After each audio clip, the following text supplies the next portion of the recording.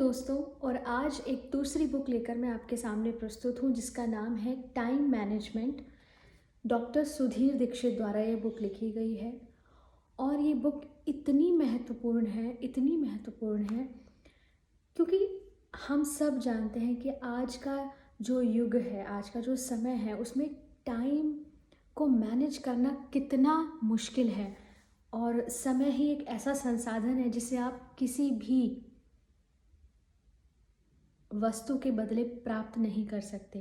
आप कितना ही धन दें, दौलत दें, सोना दें, चांदी दें, कुछ भी दें, लेकिन जो समय आपका चला गया, आप उस समय को वापस नहीं ला सकते। इसलिए जो समय आपके पास है, उस समय को आप कैसे मैनेज करें, उस मैनेजमेंट के कुछ गुर इस पुस्तक में दिए गए हैं। इसका परिचय मैं आपको देती हूँ। छोटी सी पुस्तक है, बहुत आसानी से पढ़ी जा सकती है, बहुत सहज भाषा है। तो इस बुक को 2 खंडों में लिखा गया है। पहले खंड में 3 बुनियादी सवालों पर चर्चा की गई है। पहला सवाल है कि आजकल समय की इतनी कमी क्यों महसूस होती है। दूसरा सवाल है कि आपके पास दरअसल कितना समय है एक्चुअल, क्योंकि जो 24 घंटे का समय है उसमें कुछ समय हर हाल में आप सोने के लिए देंगे, कुछ समय आप अपनी जो नित्य क्रियाएं हैं उनके लिए देंगे।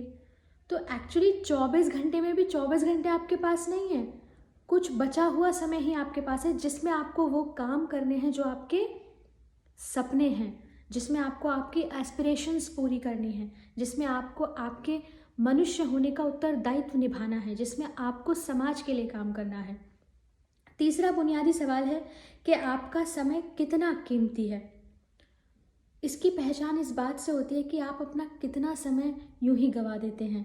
जिन लोगों के समय की कीमत होती है ना, वो गॉसिप नहीं करते, वो चर्चाओं में नहीं बैठते, वो निंदा नहीं करते, वो टीवी में बहुत सारा प्रोग्राम या एक ही न्यूज़ को बार बार नहीं देखते, वो मोबाइल में रील्स को लगातार घंटों तक नहीं चलाते, वो डेटा कंज्यूम नहीं करते।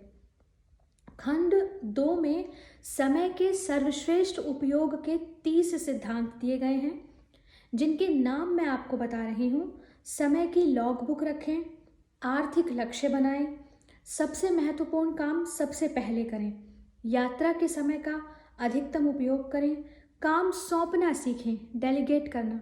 कई लोगों में ये बीमारी होती है कि उन्हें लगता है कि सारे काम मैं ही करूँगा क्योंकि मुझे ही अच्छे से आते हैं, और ये जो सेल्फ सेंटर्ड वाली टेंडेंसी है, इससे आदमी बड़ा नहीं बन पाता। जब तक आप काम को डेलीगेट ना करें, डेलीगेशन में 2 चीज़ें होती हैं। एक तो आपके अंदर ये स्किल डेवलप होती है कि आप ये जान पाते हैं कि कौन सा काम आपको किससे करवाना है, और आपका काम तो बढ़ता ही है, आपका श्रम विभाजित होता है, इफ़िशियंसी बढ़ती है।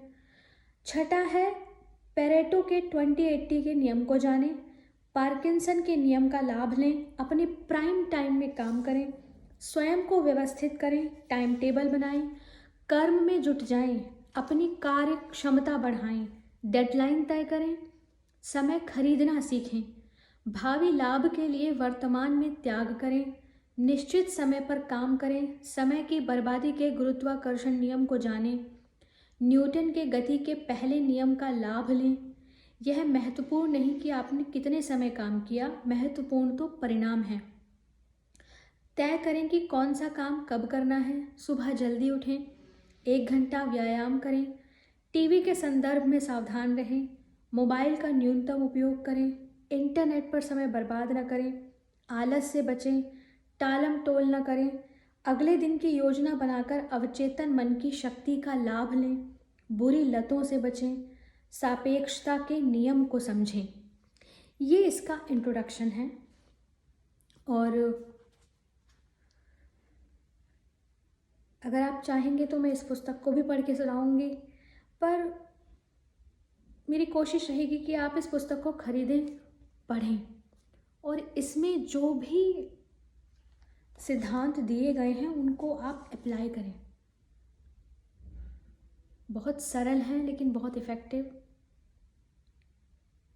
आई होप कि आपको अच्छा लगा ये वीडियो। आप किस तरह की वीडियोस मुझसे चाहते हैं, इस पे आप ज़रूर कमेंट करके बताएं। मैं जान ही नहीं पा रही हूँ कि आप क्या चाहते हैं। और लाइक तो कोई करता ही नहीं है, तो लाइक करने लायक है नहीं। कोई बात नहीं, कभी तो होगा। हरे कृष्णा।